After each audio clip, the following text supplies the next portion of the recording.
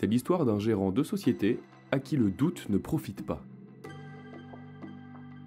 Un véhicule, immatriculé au nom d'une société, est flashé pour excès de vitesse.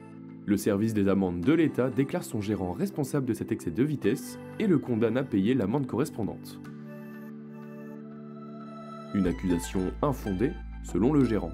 Si, en tant que représentant légal de sa société, il s'est bien dénoncé comme étant le conducteur auteur de l'infraction, comme le prévoit la loi, il a toutefois indiqué précisément dans un document valant selon lui contestation qu'il était seulement susceptible d'être le conducteur du véhicule au moment des faits, à l'exclusion de toute autre personne, tout en niant être l'auteur de l'infraction.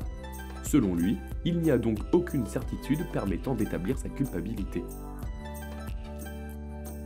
Une position que ne partage pas le juge. L'indication selon laquelle une seule personne est susceptible d'être conductrice, à l'exception de tout autre, suffit au contraire pour établir sa culpabilité. Le gérant est donc bien condamné.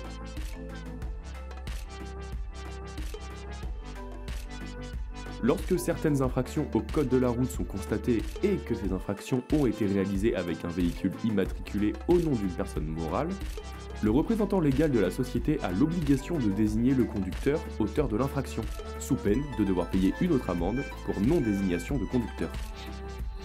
Le simple fait de désigner une personne la rend responsable de cette infraction et débitrice de l'amende correspondante, ce qui n'empêche pas la personne désignée de contester l'amende qu'elle sera susceptible de recevoir.